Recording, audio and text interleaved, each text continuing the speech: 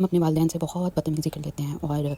ہمیں یہ ریئلائزیشن نہیں ہوتی کہ وی آر ڈوئنگ رانگ، ہم ایک گناہ کر رہے ہیں، ہم غلط کر رہے ہیں۔ جب قرآن میں ایک چیز کہی گئی ہے کہ آپ کو والدین کے آگے خاموشی اختیار کرنی ہے، ان سے اف نہیں کرنی، بدتمیزی نہیں کرنی، تو آپ مطلب ہم کیوں کرتے ہیں؟ Me being a human also میرے سے بھی غلط الفاظ کبھی کبھار نکل جاتے ہیں، اچھا مما بھی کر دیتی ہوں، اچھا دیکھی جائے گی، اوفو بس یہ ہو گیا۔ اور I just realise in the past 5 to 6 months کہ والدین کا درجہ اتنا بلند ہے اور اللہ تعالیٰ نے ان کو اتنا زیادہ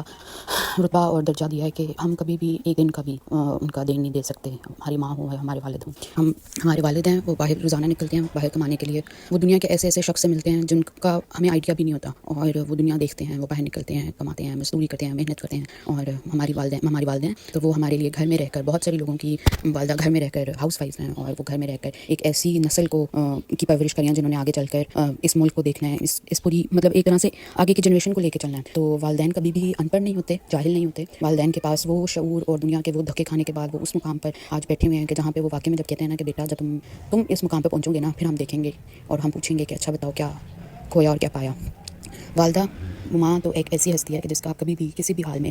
شکر نہیں ادا کر سکتے ہیں۔ آپ کبھی سوچیں کہ آپ کو گہری نیند میں سے کوئی اٹھائے اور کہے کہ اچھا جی مجھے واش روم جانا ہے، یا میرا یہ کر دیں وہ کر دیں، وہ ہمیں ہمارے مرتے دم تک ہمارے لیے دعا دیتی ہیں، ہمارے لیے دعا کرتی ہیں۔ میں نے والدین کو بورڈ ایگزامینیشن ہالس کے باہر قرآن پڑھتے دیکھا ہے، تسبیحاں پڑھتے دیکھا ہے، زاروں قطار ہوتے دیکھا ہے، دعائیں مانگتے دیکھا ہے۔ یہ رشتہ بے لوث ہے، والدین کا رشتہ بے لوث ہے، اور جس کے پاس اگر ایک بھی نعمت ہے نا، والد ہے یا والدہ اس دنیا میں، تو انہوں نے کوشش کرنی ہے کہ وہ اپنے والدین کا ہر دن شکر ادا کریں، ہر دن ان سے سوری کہیں، ہر دن ان کا تھینک یو کریں، اور کیونکہ they have sacrificed a lot of things in their life, اور وہ ہمیں وہ ہر چیز پرووائڈ کرنے کی کوشش کرتے ہیں جو ان کو نہیں ملی، اور وہ ہمیں اچھے سے اچھا پہنانا چاہتے ہیں، اچھے سے اچھا کھانا کھلانا چاہتے ہیں، لینا چاہتے ہیں، سب پڑھاتے ہیں لکھاتے ہیں۔ یار میں کہتی ہوں آپ کبھی نہ پوچھو کہ ایک سیمسٹر کی فی آج کل یونیورسٹیز میں، کالجز میں آپ دیکھو 1 year یا 1 semester فی از equals to like almost 1.5 lakh، اور وہ ہمارے والے کر کے ہمیں پکڑا دیتے ہیں اور ہمارے کہے بغیر ٹرانسفر ہو جاتے ہیں، اسکرین شاٹ سینڈ ہوتے ہیں so that we can send that screenshot to our accounts office۔ تو دس از پیور لو۔ ہاں آپ والدین سے کنارہ کشی اس اسٹیج پہ جا کے اختیار کرو جب آپ کو پتہ ہے کہ آپ کا اسلام ہے اور آپ کا ریلیجن ہے انوالوڈ، اور یہاں پہ یہ صحیح ہے یہ غلط ہے، آپ ان سے آرام سے طریقے سے تمیز سے بیٹھ کے بات کریں۔ جہاں نہیں سمجھ آتی وہاں پہ آپ علیحدگی اختیار کر لو، لیکن بدتمیزی تو جب قرآن میں اس پوائنٹ پہ بھی نہیں کی گئی